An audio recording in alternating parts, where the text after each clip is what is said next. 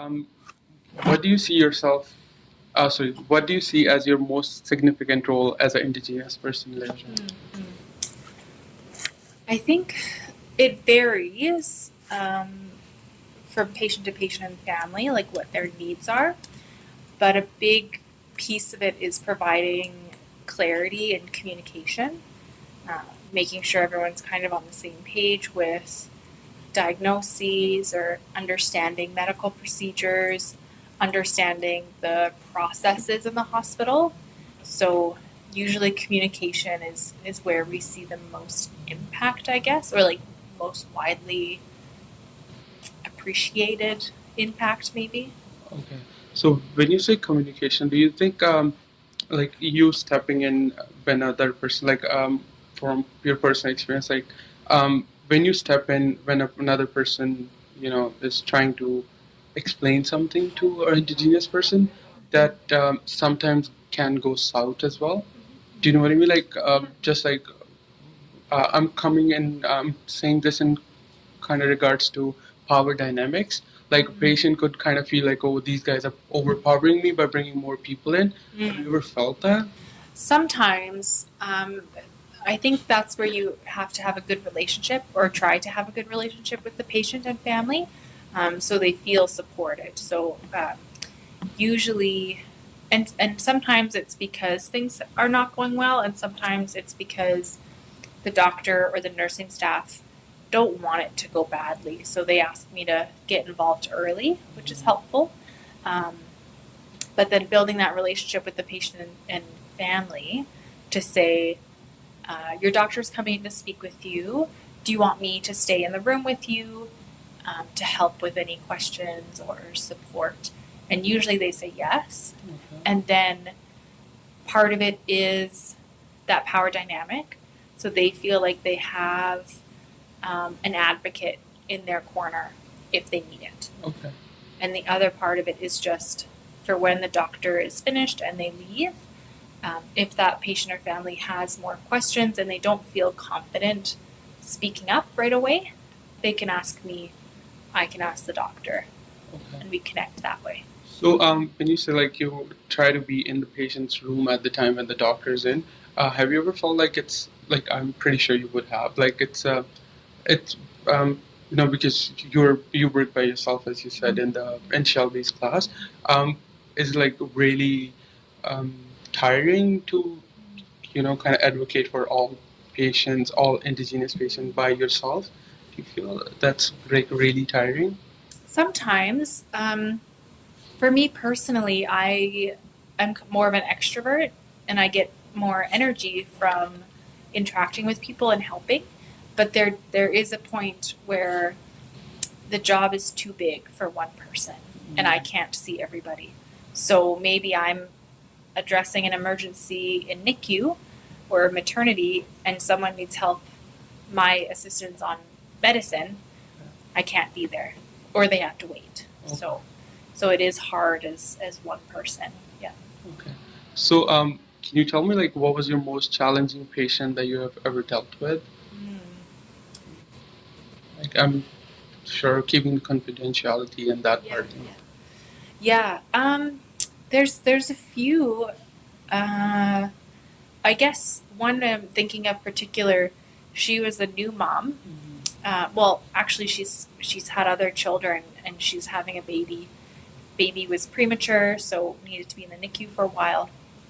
It was very challenging because I think sometimes when our Indigenous patients come into the hospital, they're already kind of apprehensive, and they already are kind of like, I don't want to sign anything. I don't want anyone telling me how to live my life or like judgment. So she came in kind of with her back already up. And then being in the NICU much longer than she expected, she had a really hard time, and the nurses had a hard time communicating with her and working with her because she felt they were judging her or telling her how to parent, and she's got lots of experience parenting. So there was a really hard balance between how much can I go in and help when she doesn't want help. Okay. But the nurses need help dealing with that person, that Yeah. indigenous patient. Okay. Yeah, so that kind of situation comes up, and it's very challenging. So, would you like kind of correlate it with like the trauma that the person might have already felt in her previous pregnancies? Do you think that? Yeah, definitely. Like, and maybe not just with the pregnancies, but even when she's come in to access healthcare for herself and faced discrimination and racism, because I knew her in other situations and she had experienced um, kind of those biases and that racist experience. So she definitely had valid reasons to feel very protective. Um, so it was hard to balance respecting her boundaries, but also as nursing staff, they or you need to like check things, do things with the baby. So it was a tough balance there. I might go off topic here. Like, I just have Yeah. one more question pertaining to this. Yeah. I actually read an article about indigenous patient who actually it wasn't a mom, but she came in with. Okay, let me just remember. I forgot. Yeah, actually, it was a mom. She wasn't actually in labor or something. I don't remember it exactly, but what was happening was the patient came in with her husband. The doctor told them to wait, and they I think they were suggested to go for a C-section, but they did not really want to, go for the C-section and go against the doctor's will. So they left the hospital and then they went on to see another doctor. Because of all this, the in between that there was a ambulance call. So I assume the ambulance has to talk to the doctor. Like, ambulance was told that the patient's going against the hospital's will. So ambulance just left them again at the hospital instead of transferring them to another hospital, which was like 2 hours away. And then that patient ended up suing the hospital. I don't think I'm not sure if it was Northern Health or not, but the the the later outcomes of this whole scenario was the patient wasn't like really discriminated against. It was just that the patient felt that they're being discriminated against, and they had their own insecurities, and they left the hospital. The baby ended up, being yeah, born dead. Like, I don't remember the word it is, but they ended up suing the hospital. But the doctor said that they went against their wishes. So, have you ever dealt with like a patient which their insecurities led to their deterioration of health or anything? Yeah, yeah, we see that. I don't want to say often, but sometimes patients really don't want to hear what the doctors and nurses have to say, or they feel like there's racism or discrimination and they want to leave. And we definitely want them to stay and get the care that they need. But it's hard when they just, sometimes you have folks who are just determined and they don't want that care. And if they're adults, they can make that choice. They have the agency in their life to leave or not get care, um, which is hard sometimes when we just want to help, but sometimes we just you can only do so much as someone working in the hospital. So we just do our best. Yeah. Okay. So, you feel like how we need to be, how more liaison person. Okay, I just let me.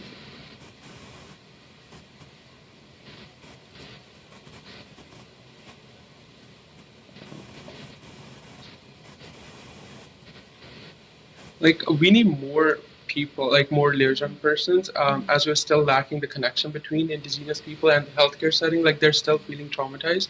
You think there's like I've seen an indigenous person liaison here, but I think there's not one in down in Fraser Health and Surrey Memorial.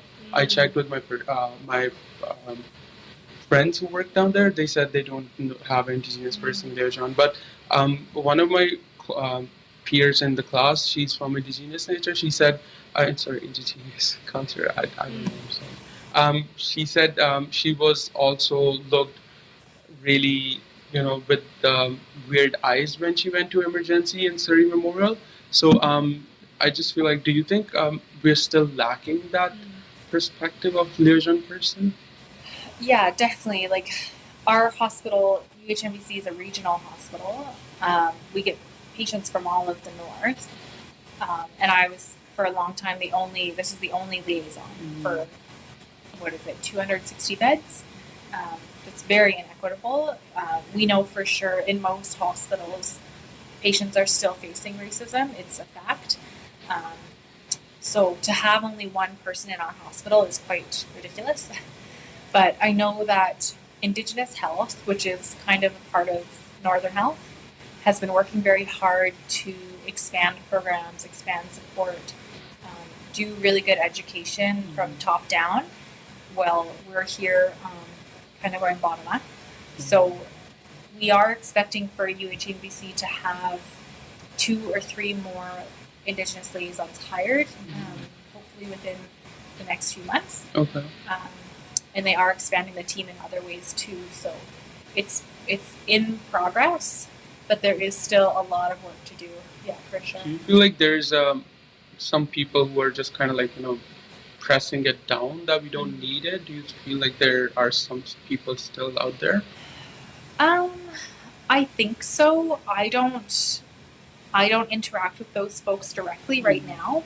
I can definitely see it though, or understand that would be there. And I actually just spent 2 days, all of the liaisons from our region were just in town for a little conference.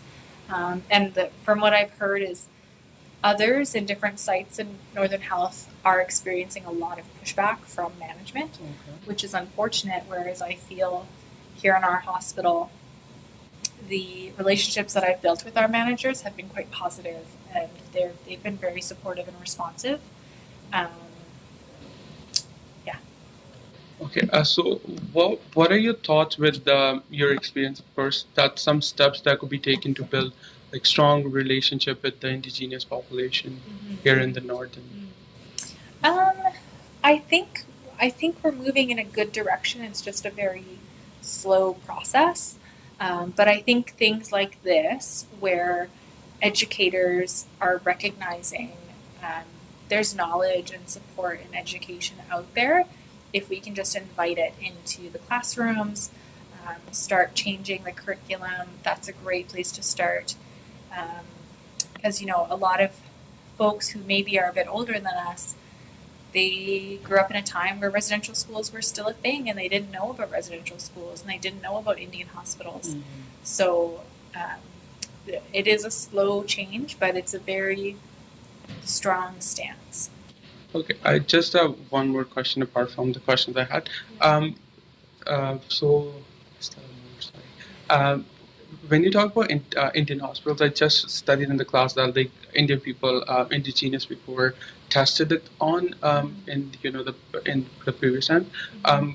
Do you feel like they still have that trauma of that right now? Like when they are given a medicine, they want to know all about the medicine. Have you ever felt that? Yeah, definitely. And I think we saw that a lot with COVID as well, where a lot of First Nations communities were very apprehensive about vaccinations because they have that trauma of being given medications or procedures that they were not fully informed about, or that happened to them without any consent. So there was a lot of education between healthcare staff, Northern Health, provincial, federal, and First Nations communities. So, and even when we have patients here who need procedures or isolation or things like that, it's very important to keep communication and transparency with them so they don't feel, or so we can hopefully avoid having them feel more traumatized. Okay. So, what would you say would be your hardest area in the hospital to deal with? Like like NICU or emergency or medical unit? That's tough. It's interesting because I enjoy all of it, oddly enough. Like I like doing these things, but it's very frustrating work sometimes working in maternity NICU peds when MCFD has to get involved. Okay. Sometimes I don't think that MCFD should have been called in the first place. That's kind of out of my hands. But trying to support the family and the children in a good way while having to be supportive and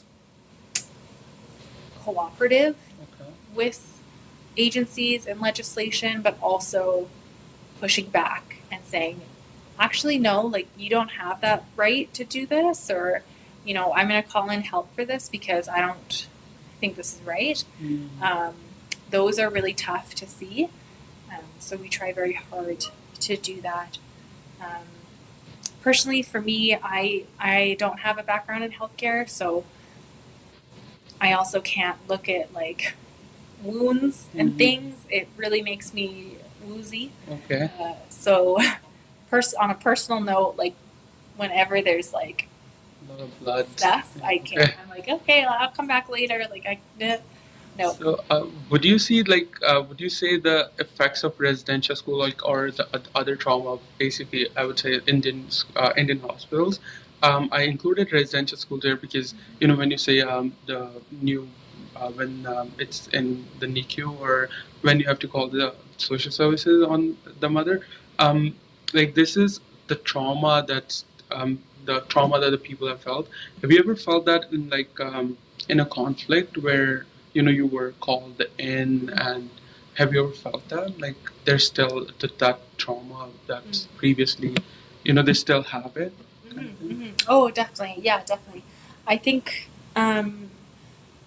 well, the more we learn about like intergenerational trauma, it's so real and it's so much there still because, like, even my family, like my dad didn't go to residential school, but I had aunts and uncles or like great aunts and uncles who did, and I now, looking at my life, I can see where there's been trauma in the past, where why I understand now why my life looks kind of the way it does, and part of that is because of colonization and residential schools, and that's even for someone who grew up in a good home.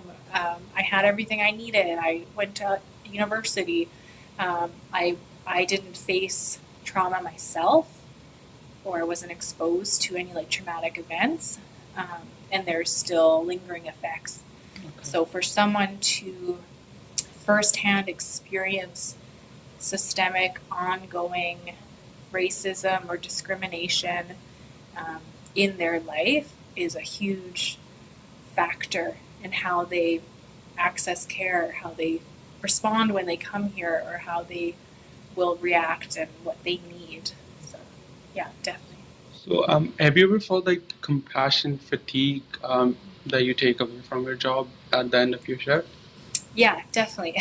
Actually, even like the past couple weeks, I've had to take a step back and look at things and say, like, how, like, I just feel so busy and like overwhelmed, and I'm not feeling myself. So even just recognizing when that does come up, to take time to recognize that and take steps to mitigate, because it is super hard to just constantly be kind of like switched on, always be giving, always be compassionate, empathetic. Sometimes you do get tapped out, and that's when you need to take care of yourself. Especially also with nursing, I think that's important to recognize and be aware of. So, what would you say some key culture consideration when providing healthcare services to indigenous individuals? What would be some of the consideration that we should consider? Yeah, some things are very simple, especially if you're going into a patient's room to provide any bedside care. If they're laying in the bed, or if they're kind of like at a lower level, just kind of sitting down in a chair to speak with them, or crouching down to speak with them for a few minutes at eye level, that will really help work on some of that power dynamic. Sometimes it's best to greet what's most likely the eldest person in the room. That's kind of a sign of respect to recognize the elder and the family. Also, not interrupting when a elder or community member or Indigenous person is speaking to you. Let them finish their thought, finish what they're saying, and then kind of respond. So sometimes, especially when you're busy, it's hard to just wait for someone to finish, especially if they're telling you a long-winded story. But there's a lot of information you can gather from allowing them the space and time to share with you. But just have like follow-up question in that. When they're like, let's say, in a room where you're not aware like who's the elder or who would be the elder, how would you approach in that situation? Would you just kind of give respect to all of them? Or what does respect in this scenario looks like? For like Indian culture, I would say respect looks like, not bowing down, but like, just kind of respect is basically joining your hands and just telling them namaste or something like that. I don't know. But how would respect look like in that kind of Indigenous culture? Yeah, that's a great question. So sometimes it's helpful, especially if you have multiple people in the room, you don't know who's the elder. It's good to take a minute and say something along the lines of like, oh, if your patient's name is Joe, and you say, oh, Joe, like, looks like you have a big family or friends around you. Like, who do we have in the room today? Like, can you guys introduce yourself? What's your relation to Joe? And sometimes that's a good way to build that rapport. Yeah, I don't know. I feel like being open, like if you're talking to someone and your arms are crossed or you're like way high above them, that's difficult. So just being kind of open and patient. Yeah. Okay. So how can you ensure like effective communication when there's like when there are language barriers? Yeah, that's a tricky one because sometimes we do have folks who only speak Carrier or Cree. So sometimes recognizing if they're having trouble with English, asking like what language it is. Like, are you speaking Cree? Is it Carrier? Like, what dialect maybe? And that can help. And definitely like accessing the liaison if they're around, like myself. Who might be able to help, because part of that is I could call someone from Careys County Family Services to see if we can get a translator or something. Or we have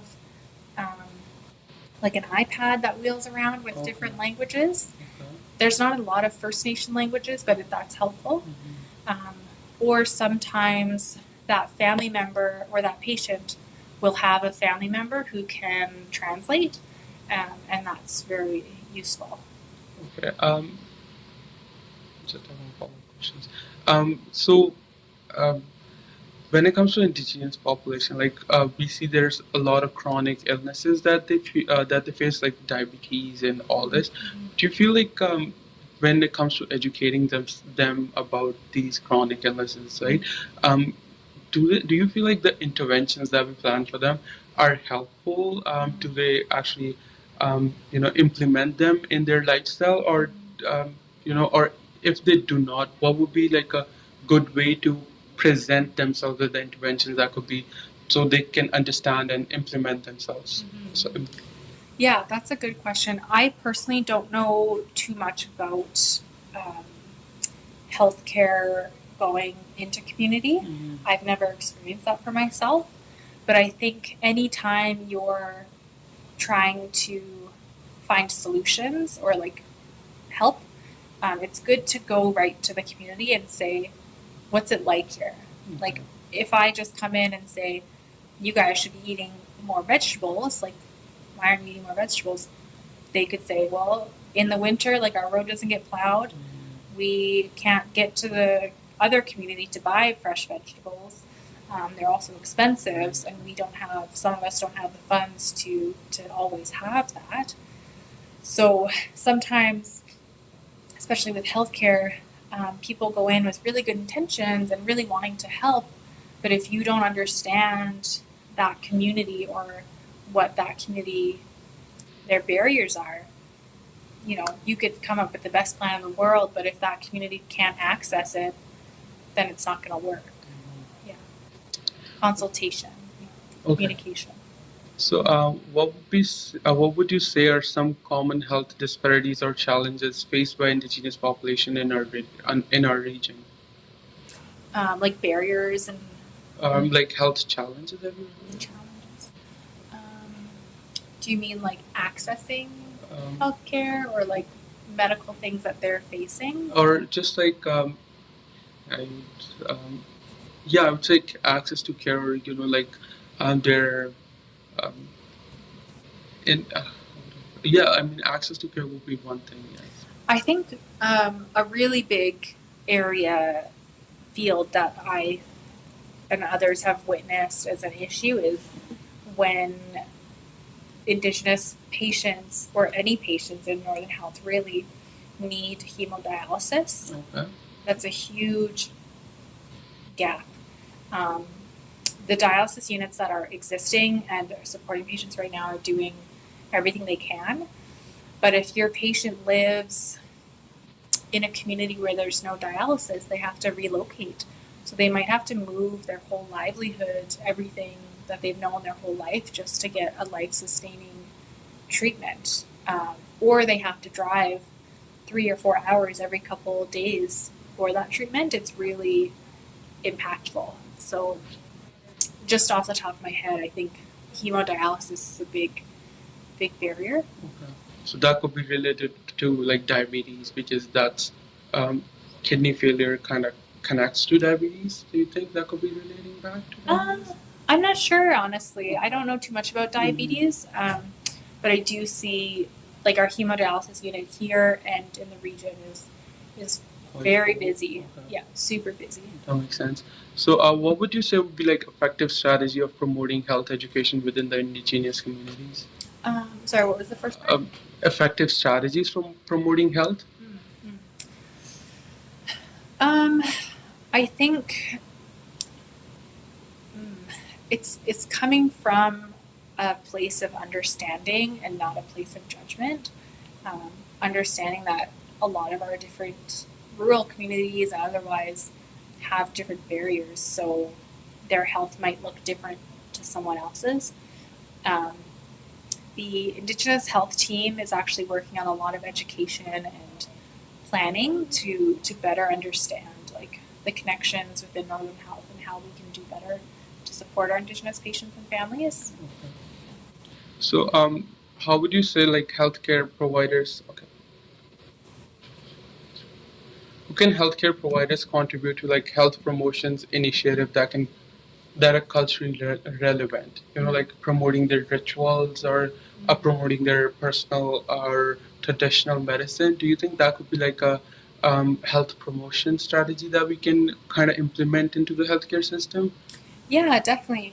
I think, and I do see it, like when we have Indigenous folks come in and the nursing staff or the physician makes a referral to IPLW or someone to support is helpful. And I have been seeing, like when patients need traditional medicines, we can work with them. If they need a smudge in the room, let's figure out how we can do that. If they want to take traditional medicines that they've harvested themselves, I've asked patients to give me a list. What are those medications, that medicine, what are the ingredients? Okay. And then I check with pharmacy. I take it to pharmacy and I say, here is what this person is asking for. Can you check on this? Make sure there's no, like if they're taking a medication in the hospital, that medication won't interact badly with what they want to take. So sometimes it's worked where we say, yeah, like if you want to take that, like that's safe, we've checked, it shouldn't be a problem. Or we come back and say, you know what, this, you're on a blood thinner and this ingredient or this medicine that you're wanting to use is also kind of a blood thinner. So if you take too much, it could be bad. So we've really tried to collaborate and kind of bridge that gap a little. How about like rituals? I know Indigenous people have like rituals as well, like ceremonies. Can we incorporate? Have we like tried to incorporate that into our like healthcare as well? Like how when an elder gets sick, I'm using the example on top of my head. How an elder gets sick, and I'm what I what I know from my my knowledge is elder is the one who's responsible for like most of the ceremonies they do it. Can we incorporate that into like healthcare somehow? Yeah, Has it definitely. been done? Yeah, and actually, Indigenous Health is working on a smudging policy and protocols, so it should be more accessible for folks to have a smudge. And a smudge is just, you have like sage or cedar, sweetgrass, and you burn it, and it has like this smoke that comes, and you're able to kind of cleanse. Okay. It's very cleansing, but also allows folks participating to have a moment with the Creator, send their prayers or thoughts up to the Creator, and help that person's spirit and body heal. But we have done that a little bit, especially in the ICU. Mm-hmm. We've been able to bring in smudging to the patient. Okay. There's just a few steps we have to take, but it's not challenging. Or we've asked a community member who has knowledge, who feels comfortable to come in and smudge for that patient, drum. Sometimes we've had a water smudge when we didn't know if we could have smoke. So they've done a similar ceremony with water. Usually quite accommodating, I think, with today's climate and cultures. We understand, or most of us understand, that people have different beliefs and different things that they think are needed. If they want a priest to come in, we'll call the priest and we'll get them to come in and do a prayer, stuff like that. Yeah, definitely. Have you ever felt like a pushback from other people who just, because I know there's some people who still believe that now is the time to let go of the past kind of thing, right? Like what happened in the past should stay in past kind of feel. Have you ever felt a pushback on these rituals or like these traditions by the people who felt like that? Sometimes, sometimes like very obviously, and sometimes kind of like quieter. I don't know. Like I've asked to do smudging, and people are like, "Well, where's the policy? I need to see the policy. I need rules. I need blah blah blah." It's like, actually, there is no policy, so there's nothing saying that we can't do this. Okay. If but if there is pushback or someone feels upset about something, I try and chat with them, not in a judgmental way or a mean way, but more of a, what's your hesitation? What can we do to accommodate everybody in a good way? So having that calm conversation is better sometimes than getting riled up. Other times I've had staff make very judgmental comments about patients or people in different situations what they're not used to. And I've also had to have those tough conversations of, you know what you said doesn't sit with me. I feel like we need to talk about that more and unpack it, because sometimes it is a lot. Okay. Yeah. So basically, after all this, like according to, I just want to pick your brain. According to you, what would be like what culture safety looks like to you in like a healthcare setting? Even just today, I was talking with, I forget her last name. Her name is Donna. She's with Indigenous Health. She's the educator for Northern Health in Indigenous Health. And she has this great, cultural safety is not a checkbox. Cultural safety is an outcome. Okay. So cultural safety is something that we work towards and we continue to work on. It's not a checklist. It's not a policy. It's something that we work towards where patients can feel hopefully at one point no racism, no discrimination when they're accessing care. So last question would be like, you say like cultural safety begins with a person's reflection on pre-existing bias and cultural competences. So what other resources would you recommend for self-education on Indigenous culture and health? Yeah, I know like Learning Hub has different courses on cultural safety and stuff. So whenever you have time to sit down and do some of that, I think it's really good just to expose yourself to different concepts or different ideas or things you didn't realize before. Trying to stay up to date a little bit on like current events with Indigenous communities, especially in the northern region. There's authors like Thomas King who are really great. He has some great books that are easy to digest for someone who isn't Indigenous. I think her name was Paulina. She has a great book too. It's Unsettling the Settler Within. Okay. That one's a bit more intensive. It's about settler Canada facing what's happened, unsettling the settler. So that one's really good. Yeah, and just engaging in respectful conversation. I think if you have questions or you're curious about something that you've heard or maybe a stereotype, find someone that you trust or can talk with about it in a positive way. So just to follow up on that, like let's just imagine I heard a stereotype or I know someone has said something bad, or in a culturally inappropriate way to an Indigenous patient. For me personally, I also felt that this could have been taken in a different way. You know what I mean? Like a person could have his own opinion about something, and other person, it could be like the it could be bad for someone else. So would you recommend yourself as like a good resource to come and talk about that opinion, before telling it to another person, kind of thing? Yeah, I think if folks in the hospital need support or don't know what to do with something that they've seen or heard, definitely like happy to talk with them about it.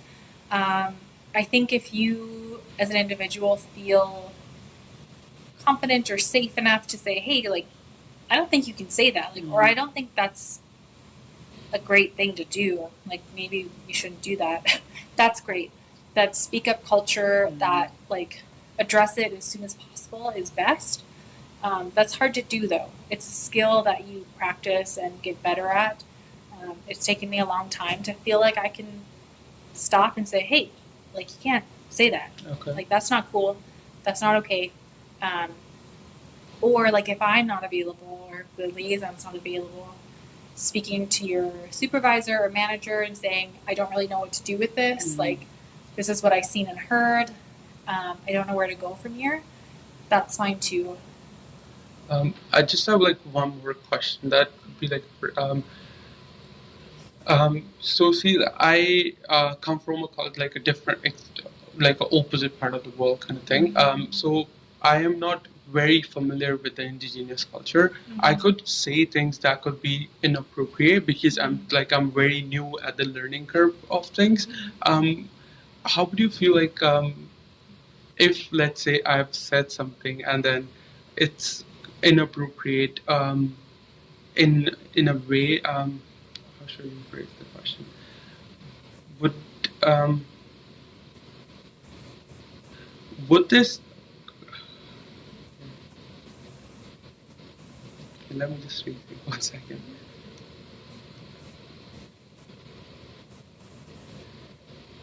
I just wanted to say like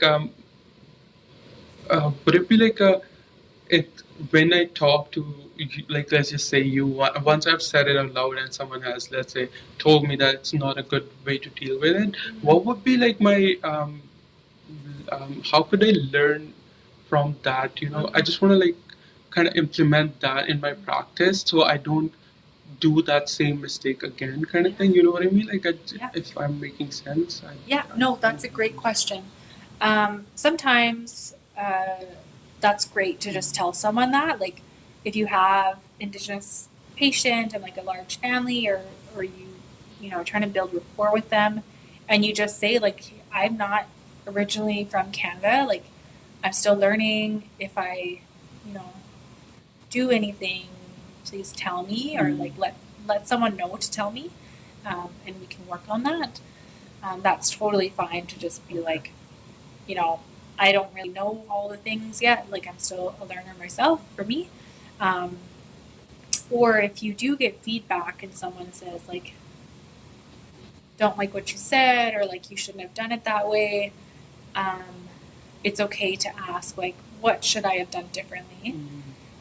Or if you don't feel like there's a relationship there for you to say like, if someone comes to you and says you did that wrong, and then you can't ask them like how to improve, it's okay to reach out to like IPLW or manager and find solutions together.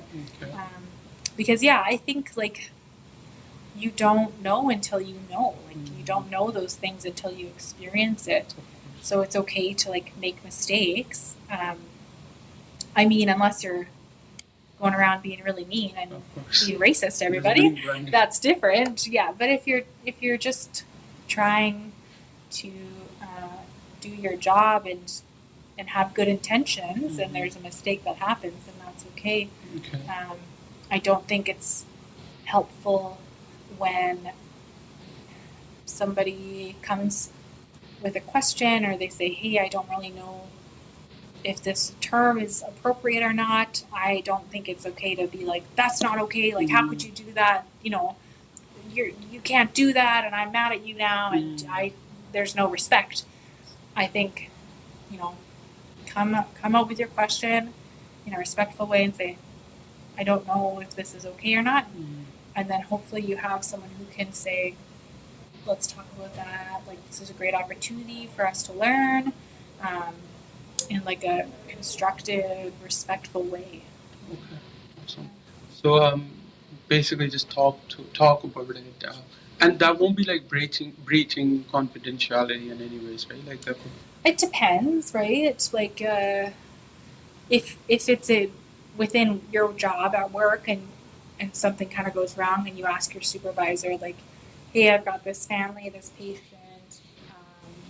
this is the feedback I got, like what do I do?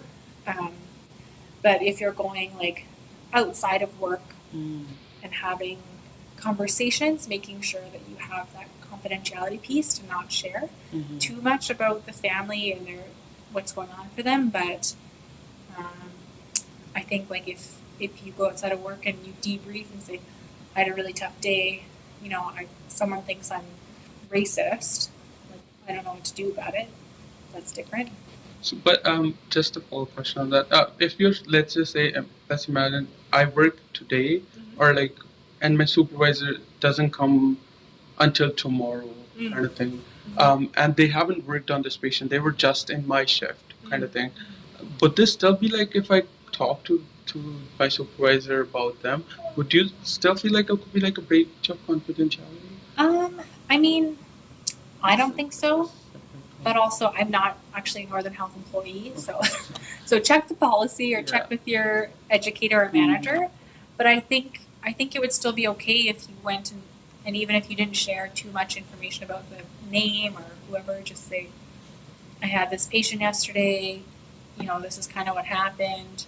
You don't have to share every detail, but you can share enough that that person understands the situation, and you guys can talk about the solutions. Okay. Yeah. Awesome. Yeah, that's all the questions I had. I hope it was helpful. I hope I Yes. didn't ramble too much. No, that was very helpful. Yeah, good. Thank you. Exciting.